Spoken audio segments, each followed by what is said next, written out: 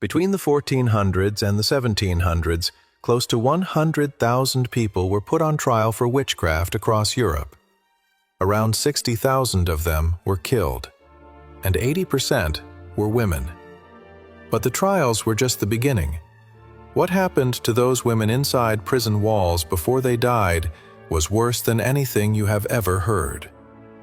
These are 25 torture methods used on women in prisons that have never been covered before.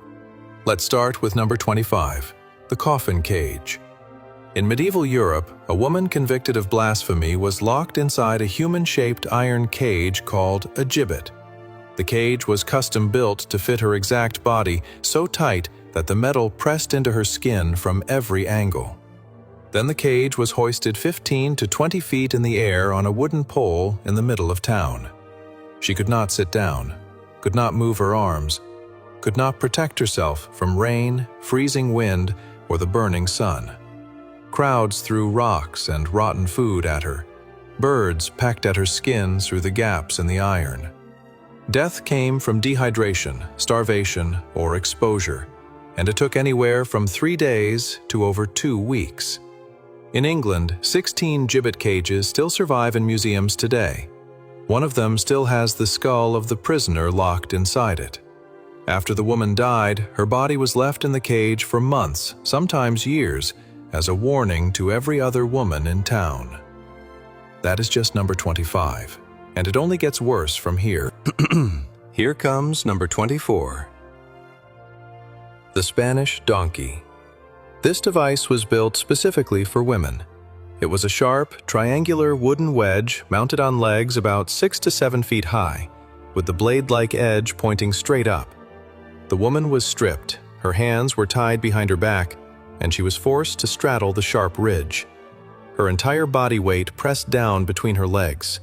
Then, weights were tied to her ankles to push her down harder. Some versions had metal spikes along the top edge. The Jesuits brought this device to Canada in 1646. Records from that year show one man was ruptured after just hours on it. Women who survived were left permanently unable to have children.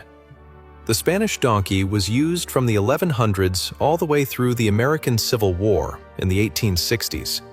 George Washington himself approved its use against a soldier in 1775, though only for 15 minutes. For women during the Inquisition, the sessions lasted days. Let's move to number 23. The saw torture. Women accused of witchcraft or adultery were hung upside down with their legs apart. Because all the blood rushed to the head, the woman stayed fully conscious the entire time. Then, 2 men placed a large saw between her legs and began cutting downward through her body. The process went on for hours. Some executioners stopped at the stomach on purpose to drag out the death even longer. The woman could feel every single cut because the blood pooling in her brain kept her awake far longer than normal. In the Würzburg witch trials alone, which ran from 1626 to 1631, around 900 people were executed. Many of the women went through this exact method before their deaths. Across all of Europe, nearly 100,000 people faced witchcraft trials. And in regions like Germany, the conviction rate was over 90%. Once a woman was accused, she was already dead. Here comes number 22. Rat torture. A live rat was placed on a woman's bare stomach. A metal bucket was placed over the rat, trapping it against her skin. Then, fire was lit on top of the bucket. As the metal heated up, the panicking rat did the only thing it could. It started chewing and digging straight down through the woman's body to escape. The rat tore through skin, muscle, and organs, while the woman was fully tied down and could not move. She felt every single second. Guards would sometimes let the woman hear the rat scratching inside the bucket for several minutes before lighting the fire, letting the fear build to a breaking point before the real torture even started. This method was used across medieval Europe and reappeared during political purges for centuries. Let's talk about number 21. The Judas Cradle. A tall, pyramid-shaped seat with a razor-sharp point at the top. The woman was stripped, lifted by ropes, and slowly lowered onto the point. Her own body weight pushed her down, and the sharp tip slowly went deeper and deeper. The torturers controlled the speed. Sometimes they lifted her up and dropped her back down to increase the damage. The Spanish Inquisition used this regularly. Internal injuries were almost always fatal, but death could take up to 3 days. The victim was kept awake through the entire process. In the German city of Eichstätt, 300 suspected witches were executed between 1617 and 1631, and over 90% of them were women. Here comes number 20. The Heretic's Fork. A small metal device with 2 sharp prongs on each end. One end stabbed under the chin, the other stabbed into the chest. A leather strap held it in place around the neck. If the woman lowered her head even a tiny bit, the prongs dug into her throat. If she tried to speak, they went deeper into her chin. She could not sleep, could not eat, could not close her mouth. The word abiuro was often engraved on the device, meaning, I recant. The only way to make it stop was to confess to whatever they accused her of. Women wore this for days, until the sleep deprivation alone drove them into hallucinations and madness. Research shows the human body begins to break down after just 72 hours without sleep. These women were kept awake for 5, 6, sometimes 7 days straight. By then, the confessions were meaningless. The women would have admitted to anything just to be allowed to close their eyes. Let's move to number 19. The Knee Splitter. 2 blocks of wood studded with sharp metal spikes placed on either side of a woman's knee. A crank squeezed the blocks together. The spikes punched through skin on both sides at the same time. The kneecap shattered. Tendons snapped. Ligaments tore apart. The woman would never walk again for the rest of her life. This was used during the Inquisition to permanently cripple accused heretics. Even women who survived the trial and were found innocent carried the damage forever. There was no surgery, no medicine, and no recovery. Just a lifetime of pain from that single session. Next one is number 18. The Scavenger's Daughter. Invented by Sir Leonard Skevington during the reign of King Henry VIII in England, this iron device did the opposite of the rack. Instead of pulling the body apart, it crushed everything inward. The woman's head was pushed down to her knees. Her arms were crushed against her sides. Iron hoops and screws were tightened around her entire body until blood was forced out of her nose, ears, and fingertips. The pressure on the rib cage made breathing nearly impossible.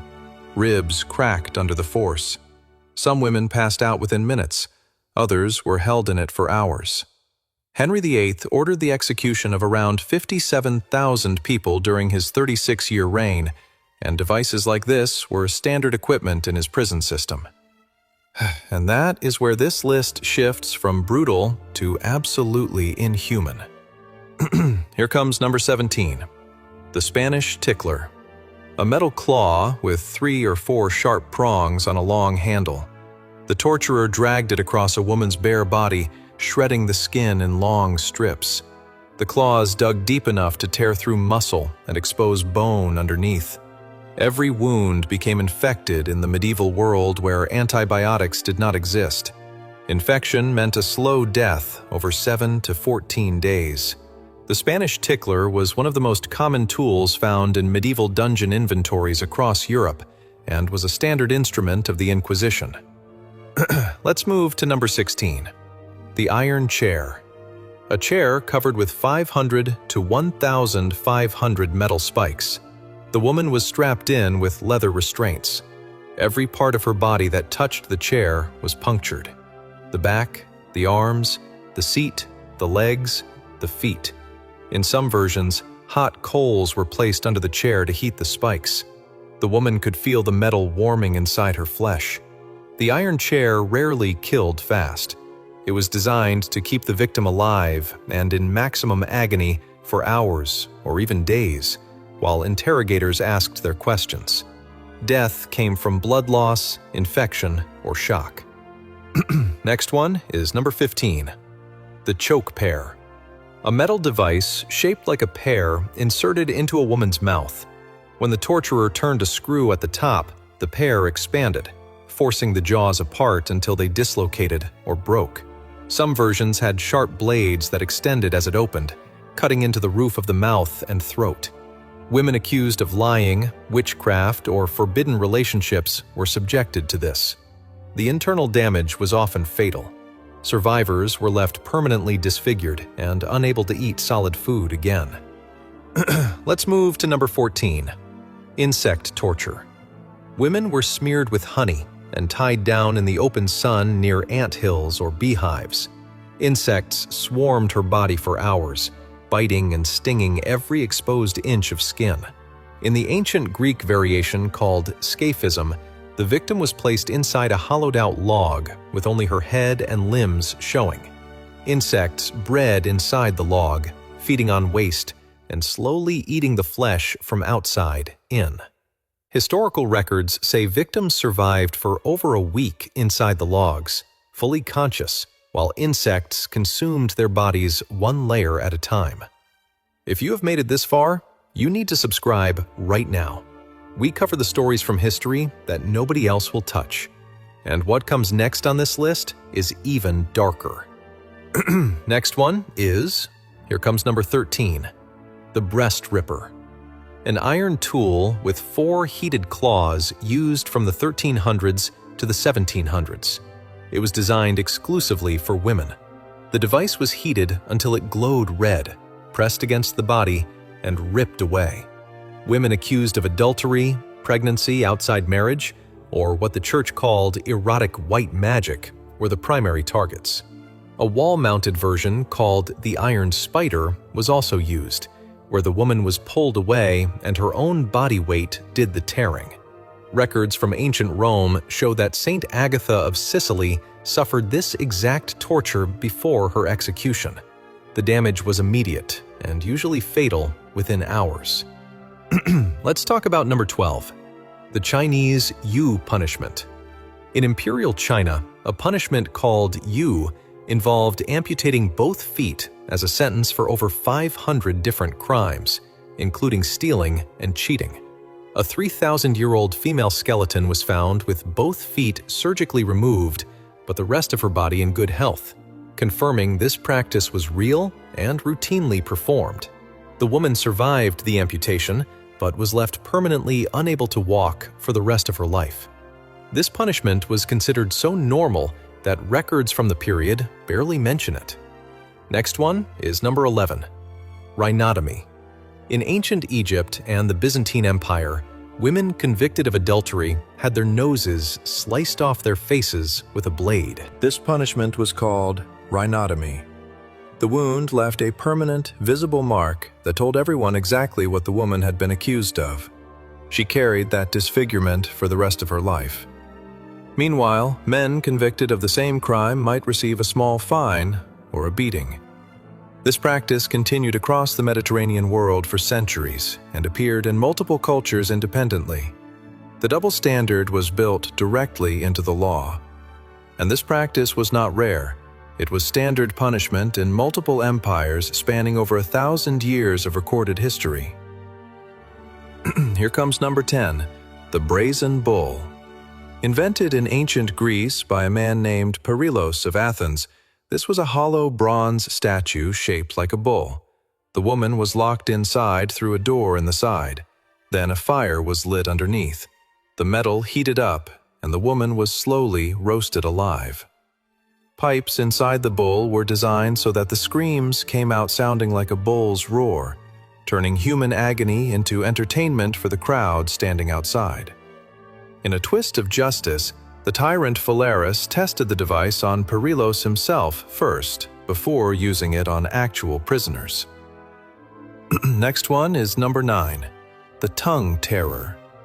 A metal tool shaped like oversized scissors with rough, serrated edges. The woman's mouth was forced open, and the tool grabbed her tongue. Then, the tongue was ripped out. This was used on women accused of lying, speaking against the church, or testifying against men in authority. Without her tongue, a survivor could never tell her story, could never testify against her torturers, and could never speak again.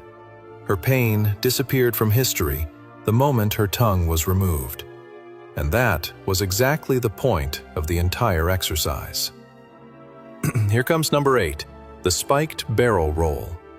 A large wooden barrel lined on the inside with iron nails. The woman was forced inside, and the barrel was sealed shut. Then the barrel was rolled down a hill or across cobblestone streets. Every rotation drove the nails deeper into her body from every direction at once. The puncture wounds covered every inch of skin. Death came from massive blood loss and internal bleeding.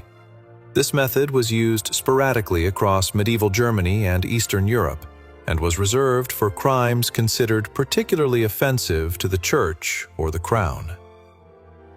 Here comes number 7, starvation in display cages. Women were locked in hanging iron cages in public squares and denied all food and water. The cage was too small to sit or lie down in. She could only stand, hunched over, as the days passed. Guards made sure nobody gave her anything. Death took between 7 and 14 days. The public watched the entire process unfold in front of them. Children walked past on their way to school. Merchants set up shops nearby. The dying woman became part of the scenery, and nobody did a single thing to help her. In Scotland alone, 3,837 people were accused of witchcraft under the Witchcraft Act. 2/3 of them were executed, and 84% were women. Many of those women spent their final days in exactly these kinds of cages. Let's move to number 6, the lead sprinkler. A metal container shaped like a small ball on a handle, filled with boiling water, molten lead, or burning oil. The torturer sprinkled the liquid onto a woman's body through small holes in the container. Each drop burned through skin on contact. The torturer could target specific areas with precision, dripping the liquid onto eyes, ears, or wherever he wanted. The control this tool gave the torturer made it one of the most feared instruments in any medieval dungeon. Next one is number 5, crocodile shears. A metal tool shaped like pliers with the insides lined with sharp teeth resembling a crocodile's jaw. The shears were heated until they glowed red and then clamped onto fingers, toes, or other extremities. The heated teeth burned and crushed at the same time. One squeeze removed an entire finger. This was primarily used on people who tried to kill royalty, but women accused of treason or poisoning were also subjected to it. Court records from multiple European kingdoms document its use between the 1300s and the 1600s. Let's move to number 4, flaying alive. The skin was slowly peeled from a woman's body while she was still alive and fully conscious. Starting at the hands or feet, the torturer used a sharp blade to separate skin from muscle, working inward toward the torso. The process could take 4 to 6 hours. In some cultures, the removed skin was nailed to a wall or stretched over a frame as a public warning. Flaying was practiced in ancient Assyria, medieval Europe, and parts of China. Skilled torturers applied salt to the exposed tissue to prevent the body from going into shock, keeping the victim awake and feeling everything for as long as humanly possible. Next one is number 3, the pendulum blade. A sharp, heavy blade suspended from the ceiling on a rope, swinging back and forth like a pendulum. The woman was strapped to a table directly underneath it. With each swing, the blade was lowered slightly, cutting deeper into her body. The process was agonizingly slow. She could see the blade coming closer with every single pass. The psychological torture of watching her own death approach inch by inch was as devastating as the physical cutting itself. This method was documented in Spanish Inquisition records. In Spain alone, the Inquisition lasted from 1478 to 1834, a total of 356 years of torture built into the legal system. In France, approximately 2,000 witch trials took place between 1550 and 1700. The Church used torture as the standard method for extracting confessions, and devices like the pendulum blade were considered routine. Here comes number 2, immurement. A woman was sealed alive inside a wall, a pillar, or a small stone chamber. Bricklayers built the wall around her while she stood inside, leaving 0 openings for air, food, or water. In some cases, a tiny hole was left so food could be passed through, keeping the woman alive in total darkness for weeks or months. The psychological destruction of being entombed alive while fully conscious broke every single victim completely. This was documented across medieval Europe and parts of Asia. Skeletons have been found inside the walls of medieval buildings with scratch marks still visible in the stone, confirming the victims clawed at the walls trying to escape until they died. And the last is number 1, the pear of anguish. This is the single most horrific torture device ever created for women. A metal instrument shaped like a pear, made of 4 iron leaves connected by a screw at the top. It was inserted into a woman's body. Then the screw was turned. Slowly. The 4 leaves spread apart inside her, tearing everything in their path. The damage was catastrophic and fatal in almost every case. Women bled to death or died from infection within days. 0 medicine was given. 0 mercy was shown. This device was used on women accused of witchcraft, or what the Inquisition called union with the devil. Nearly 100,000 people were tried for witchcraft across Europe. Up to 60,000 were killed. 80% were women. And for many of those women, the pear of anguish was the last thing they ever experienced on this earth. Human beings designed this tool. They built it with their own hands, tested it, improved it, and used it on women whose only crime was being accused by someone who wanted them gone. The fact that this device existed for centuries while entire civilizations looked the other way should